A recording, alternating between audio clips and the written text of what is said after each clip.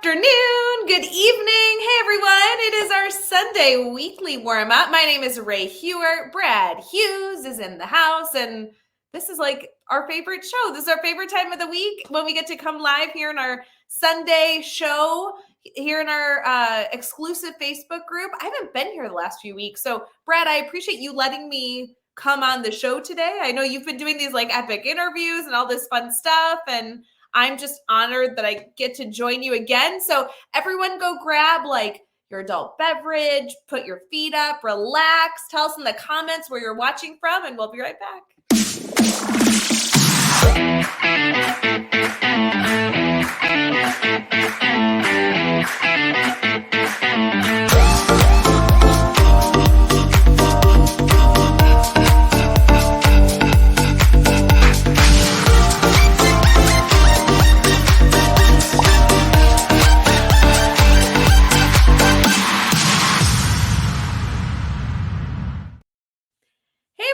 Happy Sunday. Good to see you all in the comments. Brad Hughes, it's Sunday.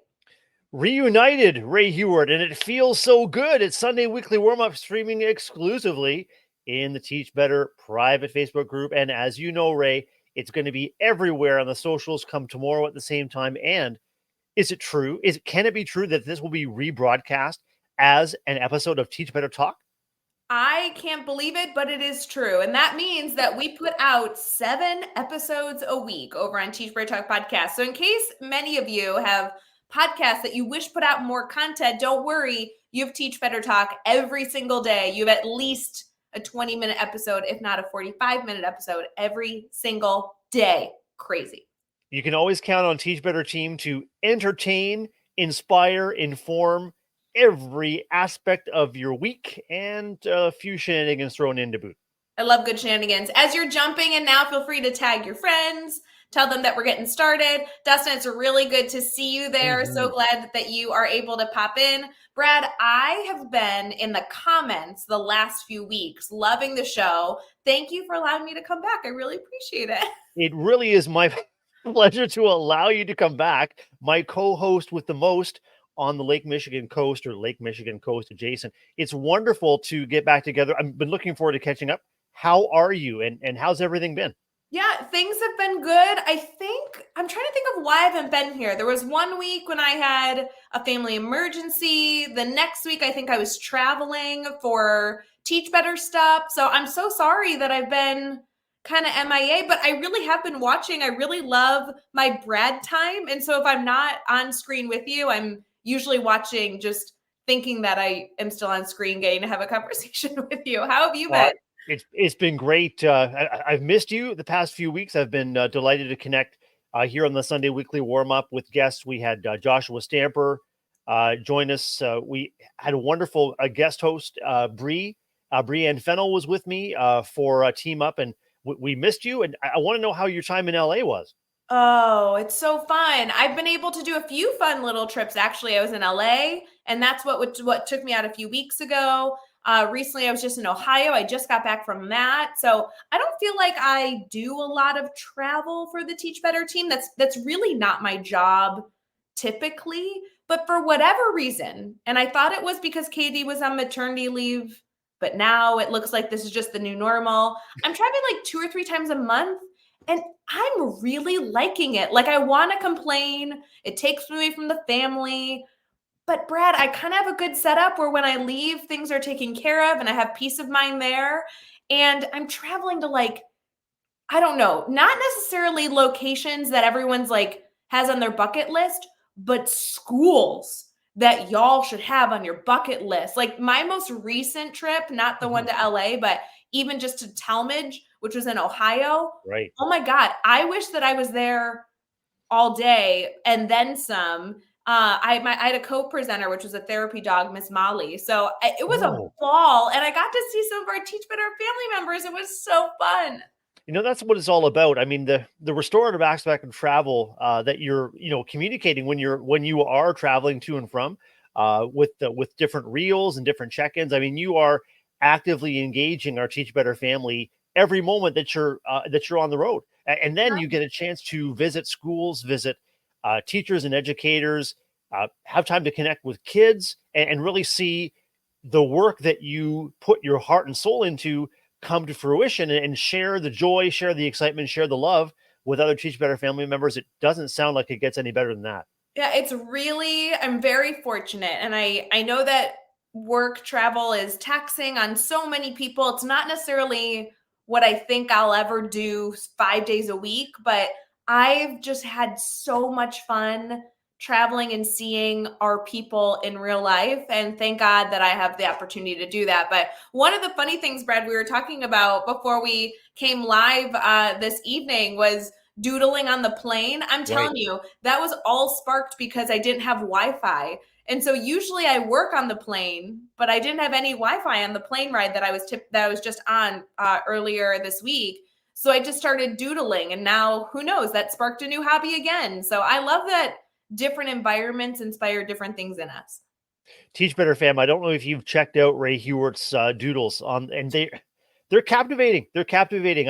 They're my new favorite thing. So if you have a chance, check out Ray on Facebook or on Insta. Where can people find these doodles? I saw them on Insta, I think. Yeah, I'm guys, I'm literally just doodling. This is not like a real thing, but I just want you to know that I'm doodling random cartoons. So if any of you have ideas, I really, really need you to respond back and like direct message me your ideas. I've done a diner, I've done a Subway, I just finished up. I did like a little cafe, and I'm really just posting them on Instagram. Every so often I'll throw a few on Facebook, but I appreciate it, Brad. Sometimes it's fun to pick up new hobbies. I definitely have a few this year, and art is one of them. So I'm blending in my watercolor love with some, I don't know, cartoon doodles.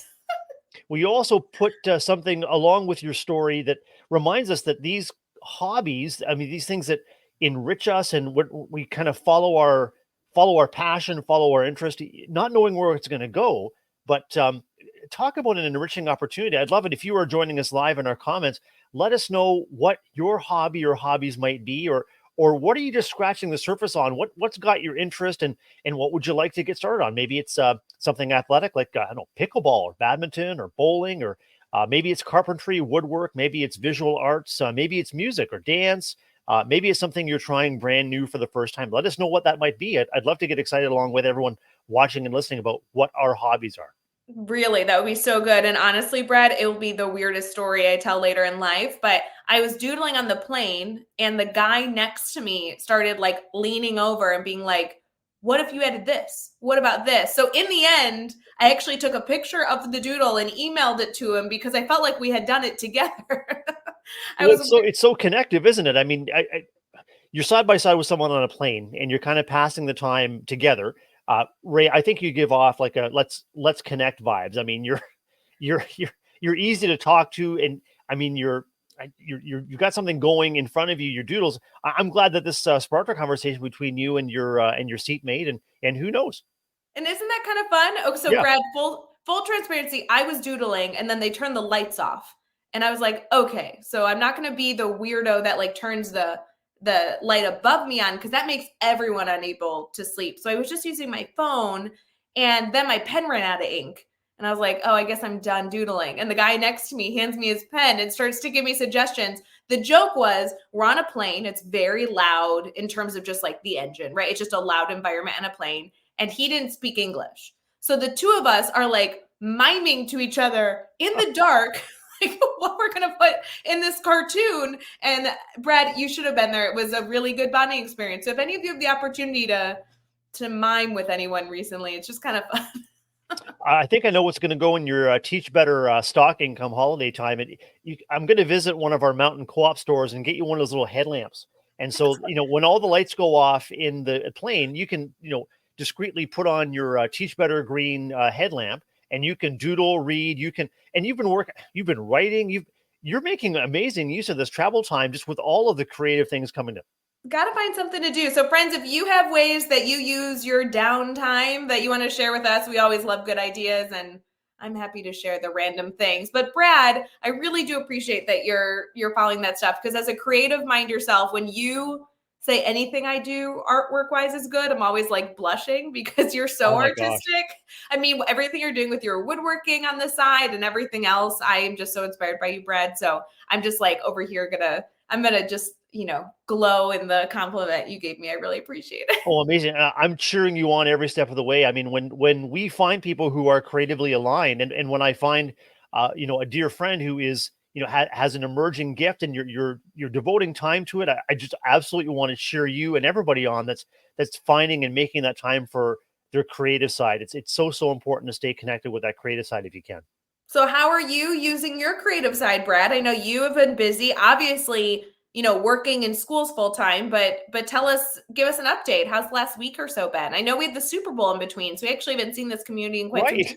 Exactly. We took Super Bowl Sunday off for the big game, and I hope that was a successful, however you chose to celebrate the Super Bowl at your place. I hope it was successful. And this has been a great week at work and a great weekend here in Southern Ontario. Friday night, we had a movie date out. We saw Madam Web, the new Marvel movie. Ooh, yeah.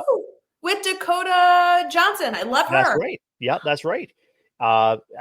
This afternoon, I was with a couple of buddies, and we went to see a hockey game here in Kitchener. Kitchener Rangers walked away with a 6-1 win in the OHL, Ontario Hockey League. It was a great game, a great afternoon out. And this weekend, I'm working on another sign commission, and that I just love it. I love partnering. Lately, I've been partnering with a lot of great podcasters and authors, and my work has sort of taken a little bit of a business bent, which is unexpected but very welcome. And yeah, I've got a commission from a couple of friends of the Teach Better family who I'm going to be sharing out more about this. But I'm very excited to be partnering with this award-winning duo for a special sign for their own studio. So I'll be sprinkling the Instagram and the Facebook accounts and keeping in touch with you about how this is progressing. But got to start on this weekend. Exciting. I love the signs. Again, we're just going to pitch all these things. If any of you are not following Brad's incredible artwork that he's doing on the side, it's no longer something that's just like, oh, Brad has a cool hobby, but Brad is really doing fabulous things. Every time a new picture pops up of a design, I'm like, ooh, I can't wait to see which one's for, and reading the story. So I appreciate that you are willing to share out the work you're doing, and you're using social media to celebrate those pieces, because I always love to scroll through and like them and share them out. So it's super fun. Well, I really appreciate that. Most recently, I partnered with Alfonso Mendoza from My EdTech Life, and he gave me the opportunity to create 3 signs, bringing to life his original podcast and publishing artwork. And then he gave me the gift of creating reveal, unboxing reels.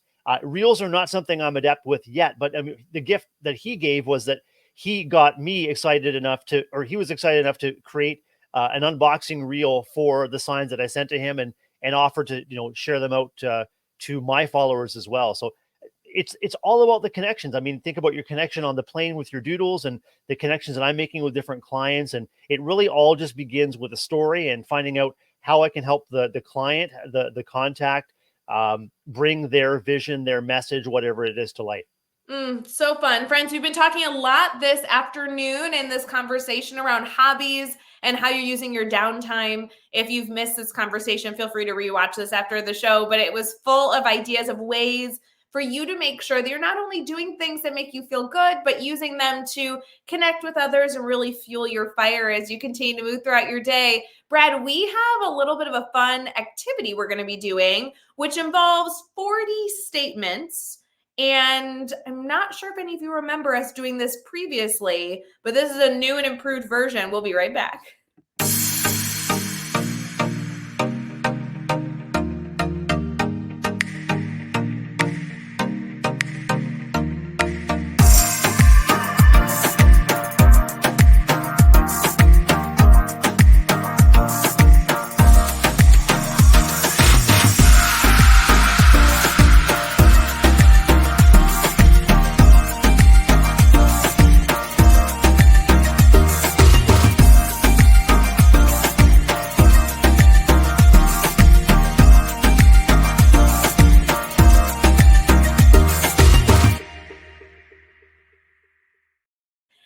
friends, thanks for sticking with us. We are excited to continue to celebrate a Sunday with you to get rid of those Sunday scaries. And whether you are heading into a full week ahead, or maybe you have a 4-day week because there are some holidays that many people are celebrating, we have some fun in store for you. Brad, first and foremost, it is a holiday tomorrow for many schools in the US, but it is also a holiday in Canada. Do you mind telling us a little bit about what holiday you'll be celebrating tomorrow?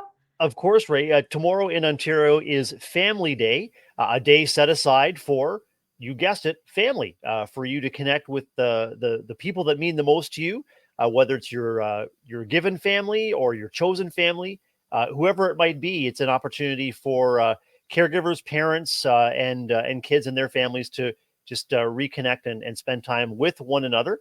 And so it is a holiday. There are other holidays occurring in different provinces for different reasons, but that's what's happening in Ontario. What's happening in Chicagoland? Yeah, I love it. The US is celebrating President's Day tomorrow, which more often than not is a day that schools will get off. Hopefully that for those of you who have the day off, you can celebrate with some family, maybe celebrate the US and Canadian holiday tomorrow. But for those of you who may not be off of work, it might also be used as an institute day, depending on what school district or state you are located in, but definitely celebrating the amazing people that continue to lead our country.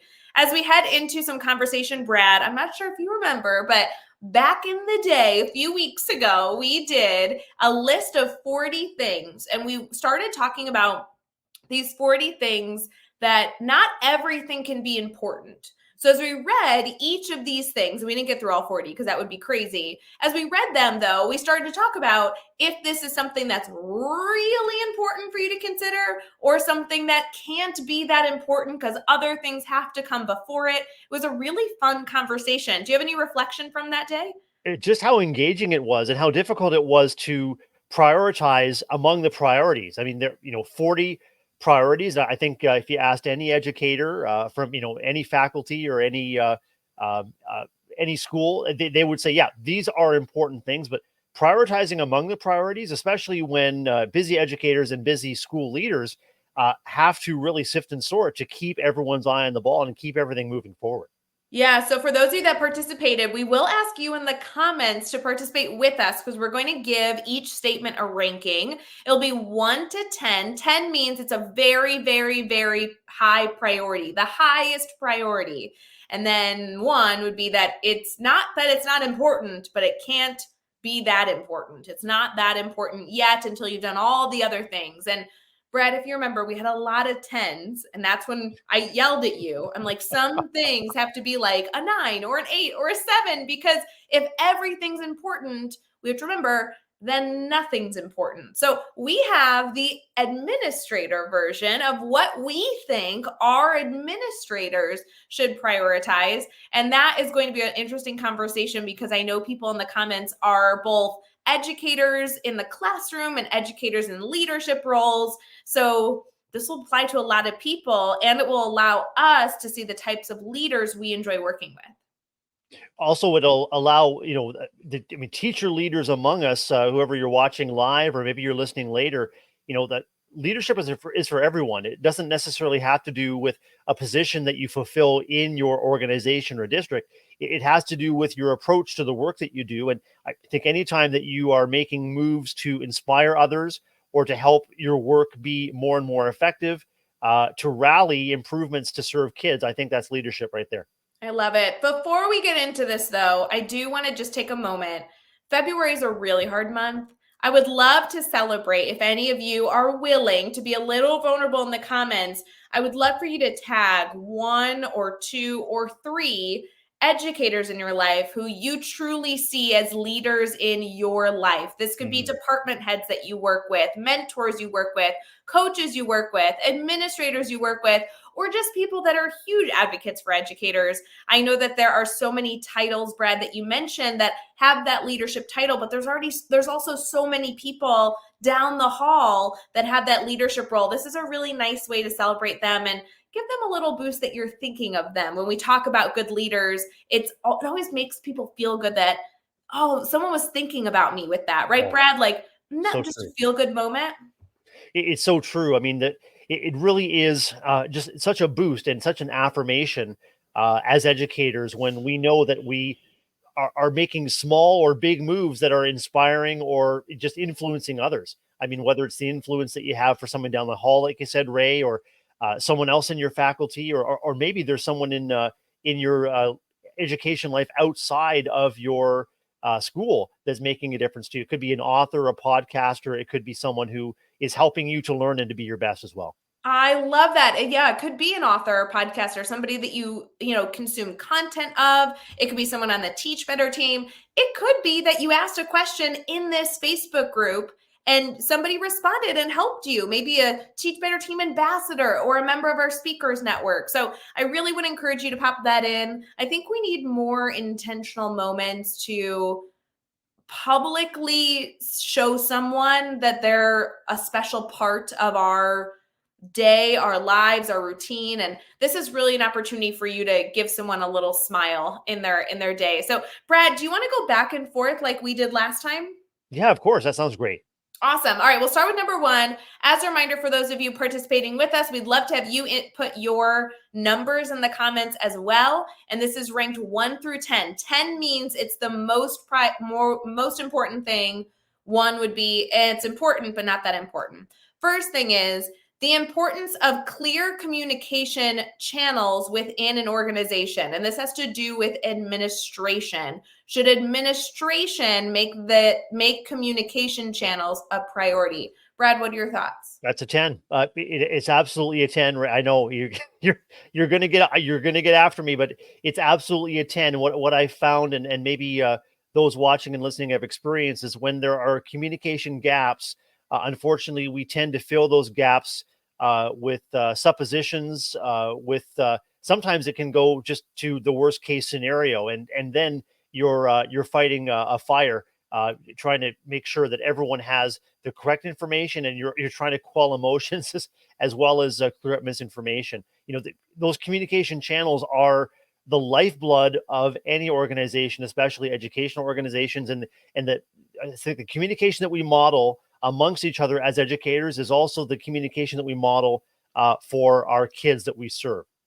Yeah, I think unfortunately, while I hate starting out with a 10, I agree. I think communication is key, regardless of the decisions being made. If you don't communicate, people seem to assume the worst.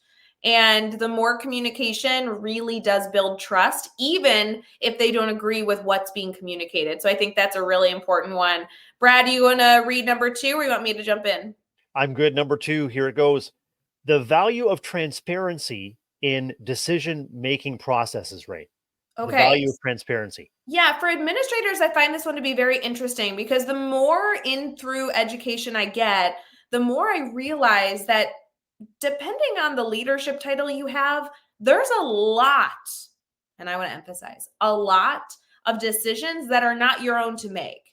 And usually it's more of somebody higher up telling you that you need to communicate this. And with that being said, while it would be really nice to walk into a meeting and be like, it's not my fault this decision was made, Brad Hughes told me, it's kind of in your job description sometimes as a leader to back the bigger decision. And you may not have that background to say much more than that. So I'm going to say that this is like an 8. I think the more transparency, the better. But I also believe that you can be successful in leadership on occasion without so much transparency. I agree, and that's where I'd put it too, Ray, is at an 8. It reminds me of the reason we tell kids the why behind the rules. We peel back the layers of decisions or organizational norms, not only because they have to be followed, but here's the why. And I think that is really key for school leaders to do as much as possible, is to peel back the layers about decisions or information that especially are coming from top down or from higher up in the organization, to really help clarify and position us as educators within the rules and the rules and the obligations of our district. The other thing that I think is an important part of school leadership is to be that umbrella, be that shelter from information that really could be either distracting or disruptive to the educator's core purpose, which is to teach our kids. And so that's a key role of leadership. So sometimes the transparency may not be there or may not be evident because a school leader is trying to protect or shelter staff members, family members, and kids from distractions from their core work. Such a good reminder, tough reminder of the admin job. It's really tough, but important reminder. Brad, you're going to hate number 3 because I'm guessing, and Brad, you know that I love and respect your opinion. I'm guessing we are going to be total opposite ends of this. So deep breaths. Necessary to maintain accurate and up-to-date records. How up to date? This says the necessity of maintaining accurate and up-to-date records. Where we fall in scale 1 to 10. 10 is it's essential for the job. You have to do it. Number 1 priority. 1 is it's important. It's important, but not the number 1 priority. I'm going to say 9, and I think procedurally it's essential that school leaders and admin are keeping an eye on and maintaining those accurate and up-to-date records. It's the same that we expect of our educators, whether it's assessment data or social emotional data. That it has to be up to date, it has to be available. What are you're crinkling up your nose and you're thinking? I know you're thinking 3 or 4. Here's my deal. I think there are some records that are so important. Like when you mentioned student data, like absolutely. But sometimes I find, and I think I fell into this for a few years of my career, over documenting is not always helpful. I find that there has to be a balance of documentation that exists. And when I say documentation, I'm really thinking of the notes I used to keep on my students' families and everything else. But I think for me, this is a 5 because there are a lot of things that are really important to keep up to date and a lot of things that probably you could step away from and it's not the end of the world. There's a lot of data that educators are responsible to keep up to date. I think in my role, I think of record keeping around behavior or discipline decisions, infractions and misconducts, conversations that are contentious, either with a parent or caregiver or with his or her child. The importance of record keeping in those reasons or in those situations, right? Twofold for me is one is the personal accountability to the process. And so if you're seeking support in any of those processes, you have it documented what you said and did. And the other thing is for me, writing is also part of reflection. And so by writing, I can separate myself a little bit from the emotions of a situation, and I can hopefully take sort of more clear and distant, or some distance between how I'm feeling about the situation and what I'm called to do. So that's why I'm gonna hold tight to my 9. I think it's fair. And when you're talking about behavior, again, I'm with you. If it's talking about behavior, I'd say a 9 as well. But I just think there's so many other requirements we have as administrative leaders of things that if you didn't document it for a few weeks, it probably wouldn't be the end of the world. But anyway, all right. Are you reading the next one? Number 4, the significance of following established protocols and procedures.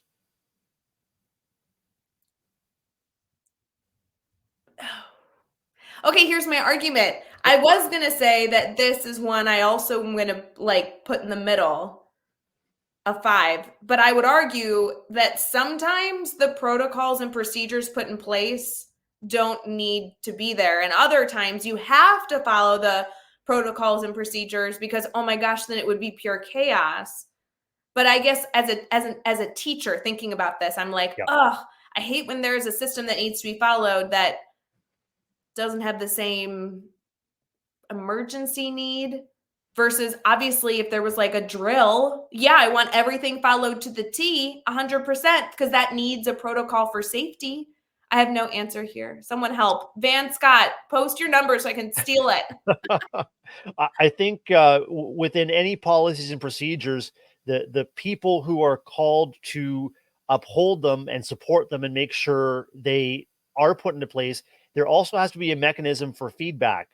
Reminds me of a fire drill, for example. So if you have a fire escape plan and you run into a snag, then there needs to be a mechanism at the school level to give feedback and to refine it. Similarly, at the district level, school leaders and teachers, if you're required to put a procedure or a policy in place, I hope that there's a mechanism for feedback so that when there are feet on the ground that are putting these things into operation, if there is a hitch, there's an opportunity to feed that back to your superintendent or your district leader to say, hey, I want to help you understand what this actually looks and feels like.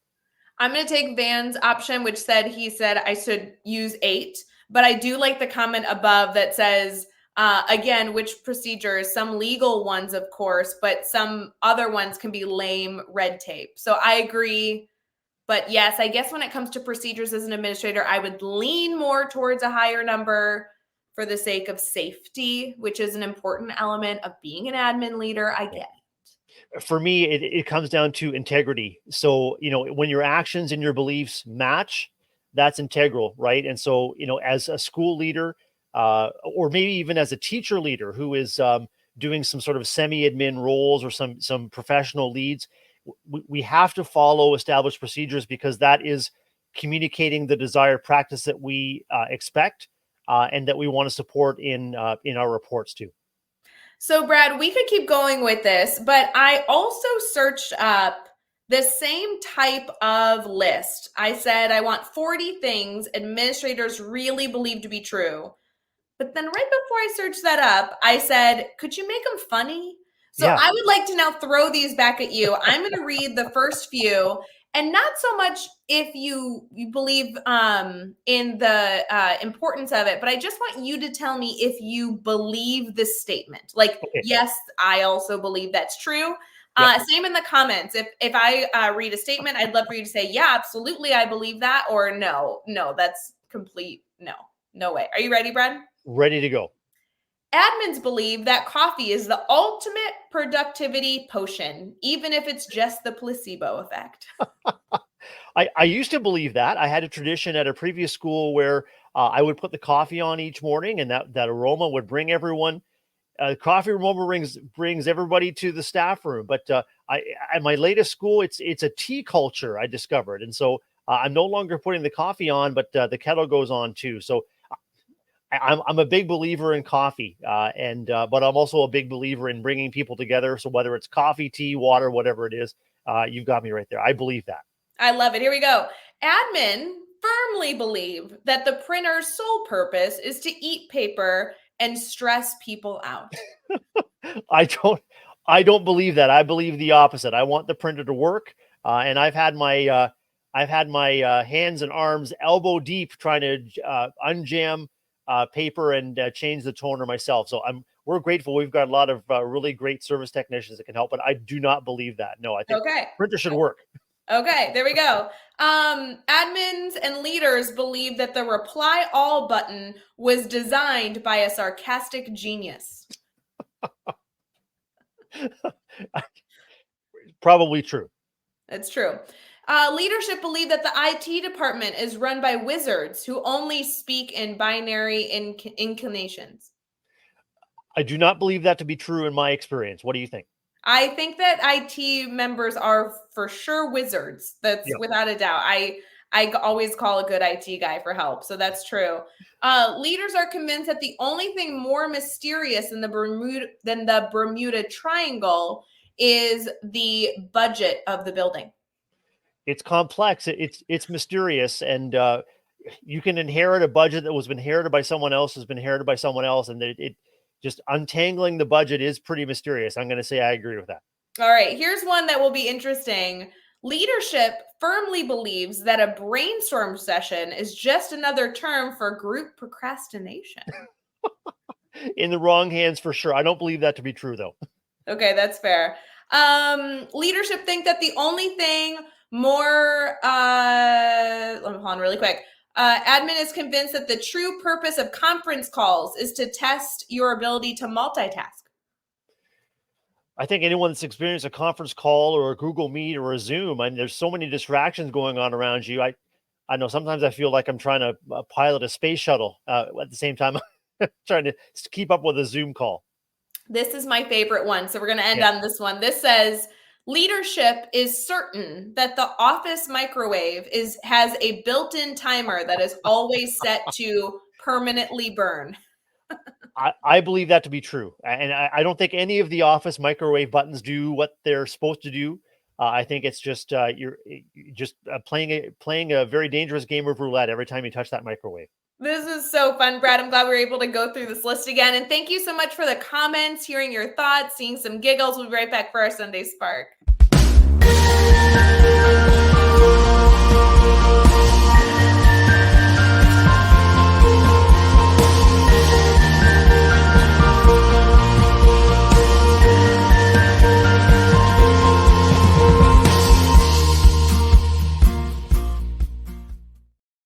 Even though this has been such a fun show, starting out with ways that we fill our time with hobbies, evolving into leadership, funny anecdotes, this is still my favorite part of the show. We're getting into our Sunday Spark, created by the one and only Brad Hughes. That commercial was so good. And this segment is all about positive things for us to consider. Brad, what do you got for us this week?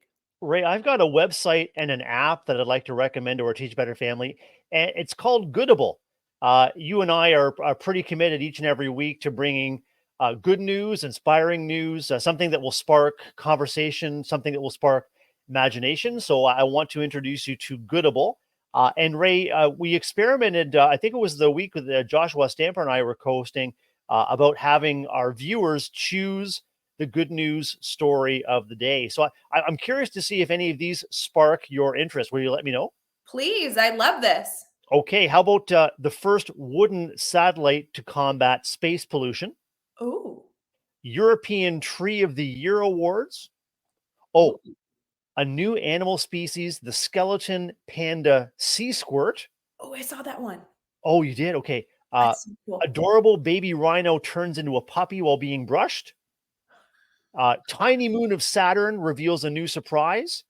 And an artist keeping an endangered craft alive. Any of those spark your interest? Okay, first off, I feel like they kept getting better. I'm interested in every single one you said. But can I go with the Saturn moon? Because I've been practicing a planet speech with a little girl recently who is playing Pluto in an upcoming play at an elementary school. And she has this witty one-liner about like, I've been demoted. I'm not really a planet. So now I want to know about Saturn. This tiny moon of Saturn is the smallest case of a subsurface ocean ever found in the solar system, Ray. These kind of discoveries just boggle my mind because of the distance at which the scientists are making these discoveries and decisions. But as you can see on the screen there, this comes from goodnewsnetwork.org. And it's been known for a decade that Saturn's icy moon of Enceladus, Sure, almost certainly includes a subsurface ocean beneath its northern pole. This tiny moon called Mimas also may contain the same. And the search for water and the search for maybe the main ingredients of life outside of Earth, depends on finding water, frozen water, water vapor, giving us some different ideas about how life in our solar system may have either existed or how life on Earth may have come to be. What I love about Goodable, Ray, is any of those 6 stories will take you into a little bit of clicking on any of the stories will take you into a more in-depth look at the story, and you can get it on your desktop or it can come to you through the Goodable app. And it might be a great bell ringer activity for you and your class. It might be something if you're a school leader that you are sharing in a school newsletter or on a school email.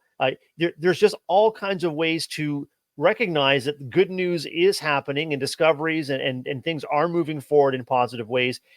I think is something that is counter to the dire news that we often turn on to, whether it's on TV, radio, or other media. But, sharing the good where you can is, I think it's essential for our well-being and for our community's well-being too, Ray.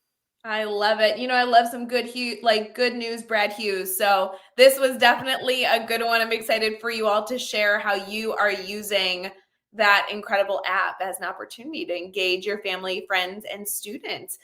Brad, thanks for so much. This conversation was so enjoyable. I really, really love our Sunday nights talking with you. It's so casual. We get to do some goofy stuff. I love the engagements on Sunday. This is just my favorite. This is my favorite. And I so appreciate that we get to do this together. Friends, as a reminder, next week we have a guest joining us. And then the following week, we have a beautiful person joining us, a part of our Teach Better team, and it will be right after our 12-hour live. So in case you missed it, March 2nd, we are going to have a 12-hour live event streamed on Facebook, YouTube, Twitter, Twitch, LinkedIn.